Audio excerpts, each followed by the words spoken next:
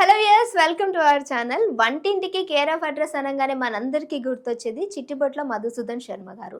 ఈరోజు సార్ నాతో పాటు ఉన్నారు. సార్తో మాట్లాడి మీకు కావాల్సినటువంటి ఆయుర్వేదిక్ రిలేటెడ్, హెల్త్ రిలేటెడ్గా కొన్ని టాపిక్స్ అడిగి తెలుసుకుందాం. మనకి ఏ విధంగా మేకింగ్ చేసి చూపించబోతున్నారు. నమస్తే సార్. నమస్తే. సార్, ఈరోజు మన ప్రేక్షకుల కోసం మనం ఎలాంటి మేకింగ్ చేసి చూపించబోతున్నాము? సో కామన్గా ప్రేక్షకులు ఎదుర్కొనేటువంటి కామన్ అనారోగ్య సమస్యలు ఏవైతే ఉన్నాయో వాటి గురించి ఒక్కొక్కటి చేసి చూపిస్తానమ్మా. Okay sir.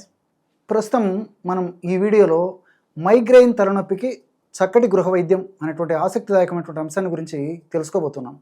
మైగ్రెయిన్ తలనొప్పి, ఈ మైగ్రెయిన్ తలనొప్పినే పార్శ్వపు తలనొప్పి అని చెప్పేసి కూడా కొన్ని ప్రాంతాల్లో పిలుస్తుంటారు అనమాట. ఈ మైగ్రెయిన్ తలనొప్పి సర్వసాధారణంగా 15 సంవత్సరాలు లేదా 20 సంవత్సరాలు దాటినటువంటి వాళ్ళలోనే ఎక్కువ శాతం మందిలో వస్తూ ఉంటుంది.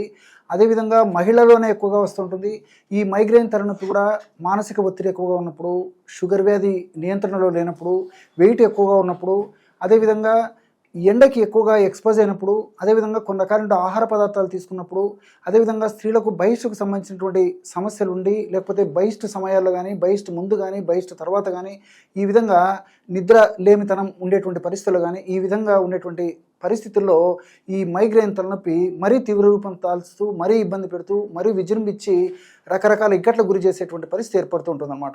ఈ మైగ్రెయిన్ తలనొప్పి సర్వసాధారణంగా ఎక్కువ శాతం మందిలో తలకి ఒక భాగంలోనే వస్తే, అతి కొద్ది శాతం మందిలో మాత్రం తలకి రెండు వైపులా కూడా వస్తూ ఉంటుంది. ఈ తలనొప్పి వచ్చినప్పుడు కళ్ళుతో ప్రశాంతంగా చూడడం కష్టమైపోతుంది, తల విపరీతంగా పోటు ఉంటుంది, నోట్లో నీళ్లు ఊరుతుంటాయి, వాంతి వచ్చినట్టు ఉంటుంది. కొంతమందికి వాంతి అవుతే కానీ ఉపశమనం కలగదనమాట. మరి కొంతమందికి మరి లైటింగ్ నుంచి మరి గదిలోకి వెళ్ళి, ఆ చీకటి గదిలోకి వెళ్ళి రెస్ట్ తీసుకుంటే కానీ తగ్గదు.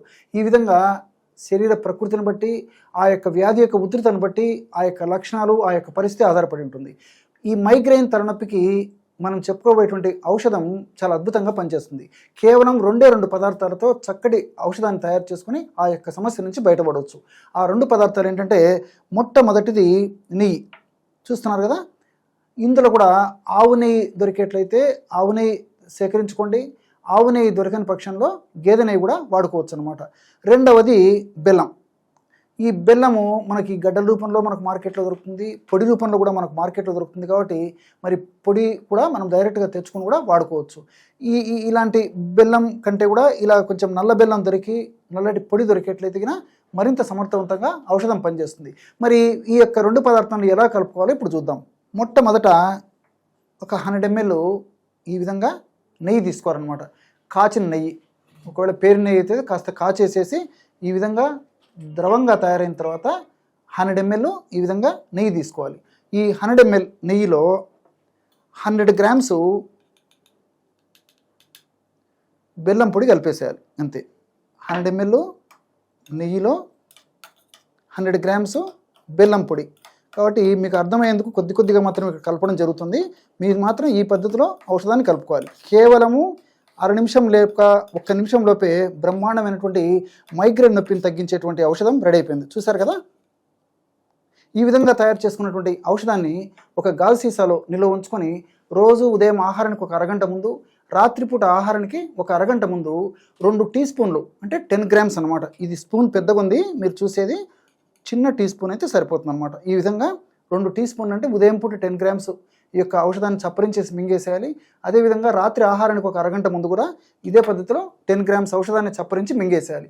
ఈ విధంగా క్రమం తప్పకుండా రోజు 2 సార్లు ఈ యొక్క ఔషధాన్ని ఈ పద్ధతిలో వాడుకోవడం వల్ల సమర్థవంతమైన ఫలితాలు కలుగుతాయి. అదేవిధంగా మైగ్రేన్ క్రమంగా తగ్గుతూ మరలా పునరావృతం కాకుండా ఉంటుంది.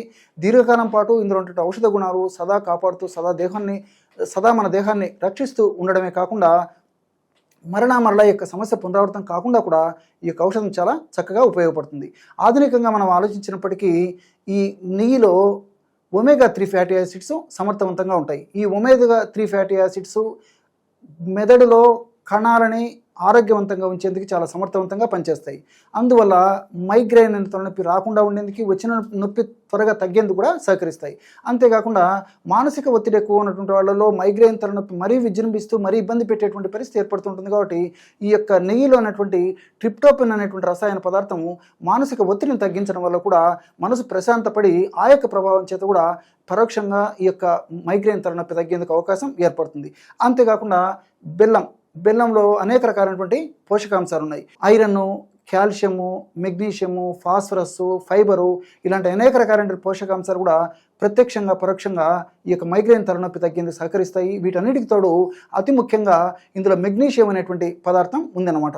ఈ మెగ్నీషియం అనేటువంటి పదార్థం బెల్లంలో ఎక్కువగా ఉండడం చేత ఈ మెగ్నీషియం ప్రభావం ఏంటంటే కణాలను ముఖ్యంగా మెదడులో ఉన్నటువంటి కణాలను చైతన్యవంతం చేయడమే కాకుండా, మెదడులో ఉన్నటువంటి కణజాలను చైతన్యవంతం చేయడమే కాకుండా, మెదడులో ఉన్నటువంటి నరాలకు కూడా మంచి శక్తిని ప్రసాదించేందుకు కూడా ఈ యొక్క మెగ్నీషియం అంటే బెల్లంలో ఉన్నటువంటి మెగ్నీషియం చాలా చక్కగా ఉపయోగపడుతుంది. ఈ విధంగా అనేక రకాలుగా ఈ నెయ్యి, బెల్లం కలిపి తయారు చేసినటువంటి ఈ యొక్క ఔషధ యోగం ఉపయోగపడుతుంది. కాబట్టి మైగ్రేన్ వ్యాధిగ్రస్తులు ఈ యొక్క సమస్య నుంచి చాలా త్వరగా బయటపడేందుకు ఈ యొక్క ఔషధం చాలా చక్కగా ఉపయోగపడుతుంది. Thank you so much sir. చాలా మంచి ఇన్ఫర్మేషన్ జనాలకి యూజ్ అయ్యేటటువంటిది. సో మరి చూసారు కదా, మీకు ఎలా అనిపించింది? ఒకవేళ మీకు ఈ రెమెడీ యూజ్ అవుతుంది అనుకుంటే డెఫినెట్గా ట్రై చేయండి. ట్రై చేసిన తర్వాత మీ వాల్యుబుల్ కామెంట్ అనేది కామెంట్ చేయడం మర్చిపోకండి. ఇఫ్ ఇన్ కేస్ మీకు ఏమైనా సమస్యలు ఉన్నా, మీకు సార్ని అడిగి ఎలా చేయాలి ఏంటి అని అడిగినా సరే మేము డెఫినెట్గా సార్తో డిస్కస్ చేసి ఆ వీడియో చేయడానికి కూడా తప్పకుండా ట్రై చేస్తాం. ఇంకో వీడియోతో మళ్ళీ కలుస్తాం. చూస్తూనే ఉండండి అవర్ ఛానల్.